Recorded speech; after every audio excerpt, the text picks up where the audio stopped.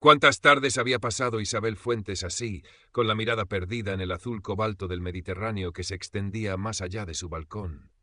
El apartamento, ordenado hasta la obsesión, olía a libros viejos y a la leve fragancia de jazmín que trepaba por la pared exterior.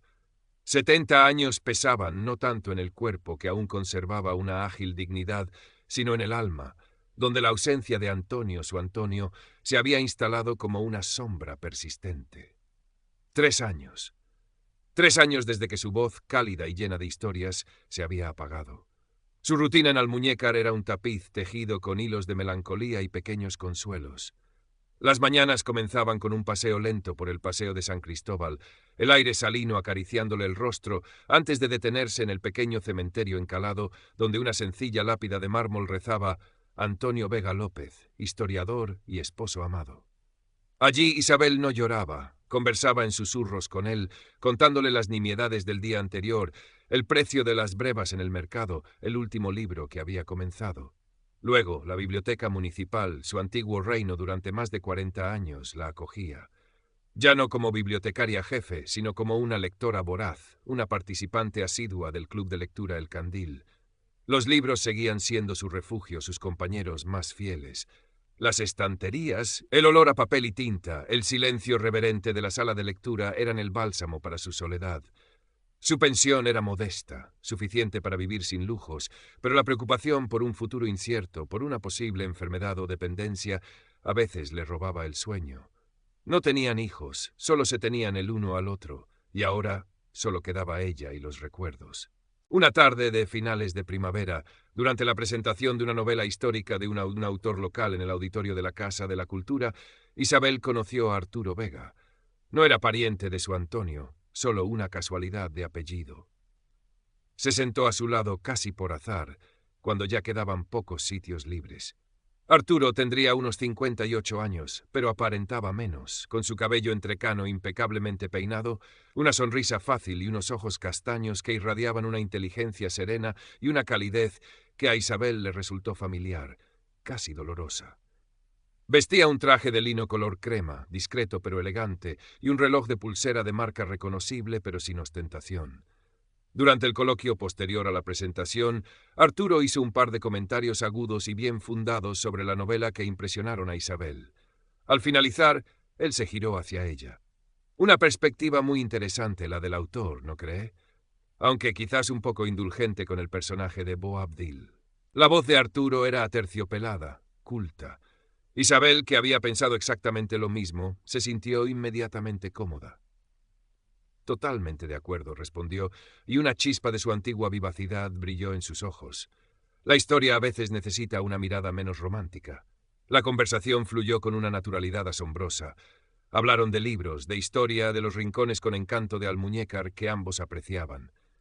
Isabel, que solía ser reservada con los desconocidos, se encontró hablando con una soltura que hacía tiempo no experimentaba. Arturo la escuchaba con una atención que la hacía sentir importante, valorada. Era como si sus opiniones, sus pensamientos, realmente le interesaran. Cuando se despidieron en la puerta, bajo el cielo teñido de añil del atardecer, Isabel sintió una leve punzada de algo que se parecía a la esperanza. En las semanas siguientes, Arturo comenzó un cortejo sutil y elegante. Encuentros casuales en la plaza del ayuntamiento, donde él leía el periódico en una terraza. Una llamada para comentarle un artículo que había leído y que sabía que le interesaría. Un café en el Paraíso, con vistas a la playa de Puerta del Mar, donde hablaron durante horas. Arturo era un conversador excepcional, pero también sabía escuchar. Se interesó por su trabajo en la biblioteca, por Antonio, por sus gustos. Isabel, poco a poco, fue bajando la guardia. La soledad era una bestia fría, y la compañía de Arturo era como un sol tibio. «Eres una mujer fascinante, Isabel», le dijo una tarde mientras el sol se hundía en el mar pintando el cielo de naranjas y violetas. «Tienes una mente brillante y una sensibilidad exquisita». Isabel se sonrojó, un rubor juvenil que le sorprendió a ella misma. Hacía tanto tiempo que nadie le decía algo así. Compartió su incipiente alegría con Carmen, su amiga del alma, otra viuda con la que compartía paseos y confidencias. «Parece un hombre encantador, Isabel, pero ten cuidado, hija. A nuestra edad no se puede una fiar a la primera». «Lo sé, Carmen, lo sé, pero es tan diferente. Me hace sentir viva otra vez. Carmen la miró con ternura y preocupación. Conocía bien el vacío que había dejado Antonio.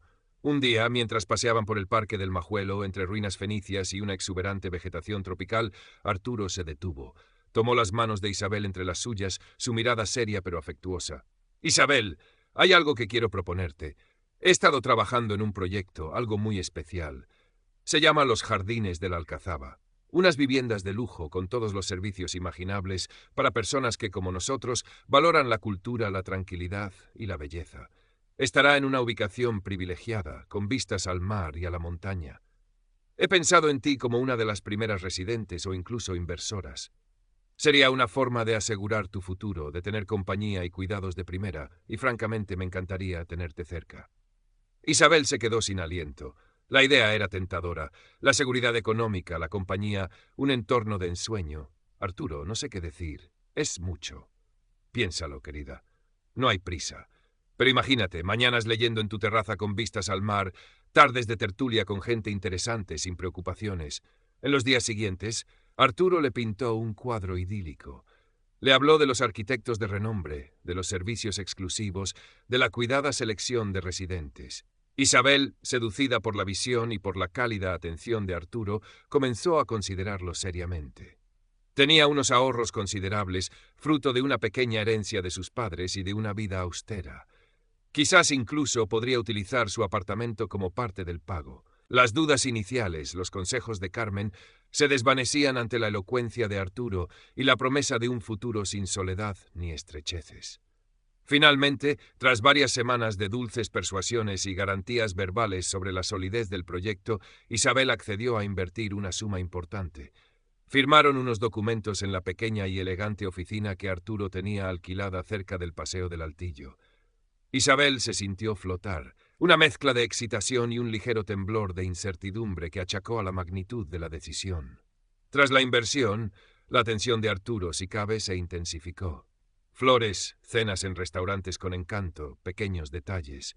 Sin embargo, Isabel, con su mente analítica y su instinto afinado por años entre fichas y catálogos, comenzó a notar pequeñas disonancias. Cuando preguntaba por detalles concretos del proyecto, los planos definitivos, el inicio de las obras, otros inversores, Arturo se volvía evasivo, respondía con generalidades o desviaba la conversación con una anécdota encantadora. Un día en la oficina conoció a Elena Morales, la asistente personal de Arturo. Era una joven de unos 30 años, de aspecto pulcro y eficiente, pero con una tensión palpable en sus gestos y una mirada que rehuía el contacto directo, especialmente en presencia de su jefe. Sus sonrisas parecían forzadas, sus palabras medidas. «Elena es mi mano derecha», dijo Arturo con una sonrisa que no llegó a sus ojos. Sin ella estaría perdido. Elena apenas murmuró un saludo. Isabel sintió una extraña corriente de inquietud. La naturaleza meticulosa de Isabel, su deformación profesional, como ella misma la llamaba, no tardó en activarse. Comenzó a hacer preguntas más directas, que Arturo sorteaba con una habilidad consumada, a veces haciéndose la víctima, otras con un encanto que la desarmaba momentáneamente. Pero la semilla de la duda ya estaba sembrada. Empezó a usar sus viejas habilidades de bibliotecaria. En sus ratos libres buscaba Los Jardines de la Alcazaba S.L. o el nombre de Arturo Vega en registros mercantiles online, en el Colegio de Arquitectos, en noticias de prensa local y nacional. La información era escasa, vaga, contradictoria. La supuesta empresa no tenía una sede social clara. La dirección fiscal que aparecía en algunos documentos preliminares que Arturo le había mostrado correspondía a un servicio de oficinas virtuales en Málaga. No había rastro de arquitectos de renombre asociados al proyecto. Carmen, a quien Isabel confió sus crecientes temores, se alarmó. «Isabel, esto no me gusta nada. Tienes que tener mucho cuidado. ¿Has hablado con un abogado?» «No quiero parecer una desconfiada paranoica. Quizás solo son retrasos burocráticos». Pero la voz de su amiga sembró una alarma más potente. La imagen de Antonio, su sensatez, su prudencia, acudió a su mente. ¿Qué le habría dicho él? Un martes por la mañana Isabel fue a la oficina de Arturo con la excusa de preguntar por unos detalles fiscales de la inversión. Arturo no estaba. Elena estaba sola, ordenando unos papeles con una concentración febril. Parecía aún más nerviosa de lo habitual. «Buenos días, Elena. ¿Está Arturo?» «No, doña Isabel. Ha tenido que salir a una reunión urgente a Granada. Mientras hablaban, a Elena se le cayó una carpeta al suelo, desparramándose varios documentos. Al agacharse ambas a recogerlos, Isabel vio de refilón una hoja con una lista de nombres y cifras, encabezada por el título «Inversiones pendientes de cobro, fase 2». Su propio nombre no estaba allí, pero reconoció el de una conocida de su club de lectura, otra viuda adinerada. Elena recogió la hoja con una rapidez que delató su pánico, pero no antes de que Isabel viera la expresión de puro terror en sus ojos. Cuando Isabel se marchaba, Elena, con la voz apenas un susurro y sin mirarla, dijo: «Doña Isabel, tenga mucho cuidado. No todo es lo que parece. Por favor». La puerta se cerró tras ella, dejando a Isabel en el pasillo con el corazón encogido. La advertencia velada de Elena, su miedo evidente, fue la confirmación que su instinto le gritaba. Ya no eran solo sospechas, era una certeza helada. A partir de ese momento, la investigación de Isabel se volvió más activa, casi febril. La pista susurrada por Elena la llevó a buscar en Internet foros de víctimas de estafas. Tecleó «estafas inmobiliarias, personas mayores Andalucía, fraudes, inversiones Costa». Lo que encontró la horrorizó. Historias de hombres encantadores, promesas de proyectos exclusivos, ahorros de toda una vida esfumados. Algunos modus operandi eran escalofriantemente similares al de Arturo. En uno de los foros encontró una referencia a un tal A.B., que había operado en la Costa del Sol hacía unos años, con un timo parecido de residencias de lujo. ¿Podría ser Arturo? Decidió buscar información sobre casos antiguos. Utilizando su viejo carnet de la biblioteca, accedió a la hemeroteca digital y a bases de datos de noticias. Pasó horas rastreando, cruzando nombres, fechas. Encontró un pequeño artículo en un periódico provincial de Málaga de hacía 5 años. Hablaba de un fraude inmobiliario donde varias personas mayores habían perdido sus ahorros. El principal sospechoso, un tal Alejandro Velasco, había desaparecido. Había una foto borrosa, de mala calidad, pero los rasgos, la complexión, se parecían demasiado a los de Arturo. El corazón le dio un vuelco. Arturo, mientras tanto, notando el cambio en Isabel, sus preguntas más incisivas, su mirada más escrutadora, sus excusas para no quedar, intensificó su manipulación. Se mostraba ofendido por su aparente desconfianza. «Isabel, ¿qué te ocurre? ¿Ya no confías en mí? Creí que teníamos algo especial». Alternaba estos reproches con momentos de gran ternura, con promesas de un futuro juntos que ahora sonaban huecas, amenazantes. Intentó aislarla de Carmen, sugiriendo que su amiga era una envidiosa que no quería verla feliz. Pero Isabel ya no se dejaba engañar. El miedo se mezclaba con una rabia fría y una determinación que no sabía que poseía. Tenía que descubrir toda la verdad, no solo por ella, sino por otras posibles víctimas. Y por la memoria de Antonio, que nunca se habría dejado embaucar así. La oportunidad llegó de forma inesperada. Arturo tuvo que ausentarse un par de días, supuestamente a Madrid, para cerrar unos flecos importantes del proyecto. Isabel sabía que era su momento. Contactó con Elena usando un teléfono de prepago que había comprado. «Elena, soy Isabel. Necesito tu ayuda. Sé que tienes miedo, pero él es un estafador. Hay más gente afectada». Elena al principio se negó, aterrorizada, pero Isabel insistió, apelando a su conciencia. «Si no lo paramos, seguirá haciendo daño. Piénsalo». Finalmente, Elena accedió a reunirse con ella en un lugar discreto, una pequeña cala alejada del centro. Allí, entre lágrimas, Elena confesó. Arturo la tenía atrapada. Le había prestado dinero para ayudar a su familia y ahora la deuda era impagable. La amenazaba constantemente. No sabía la magnitud de todas sus estafas, pero sí que los jardines de la Alcazaba eran una completa invención, una fachada para captar dinero. Tiene una caja fuerte pequeña en la oficina, en el doble fondo de un armario. Ahí guarda algunos documentos, falsos contratos, quizás listas de víctimas. Isabel le pidió que intentara conseguir algo, cualquier cosa. Sabía que le pedía mucho, que la ponía en peligro. Al día siguiente, Elena, temblando como una hoja, le entregó a Isabel una memoria USB. «Lo siento, es todo lo que pude conseguir sin que se diera cuenta. Estaba fuera solo 1 hora». En la memoria USB había copias escaneadas de varios documentos. Un par de contratos con nombres de personas que Isabel no conocía, pero con cláusulas abusivas y promesas irrealizables. Una lista de contactos prioritarios con anotaciones sobre su potencial económico.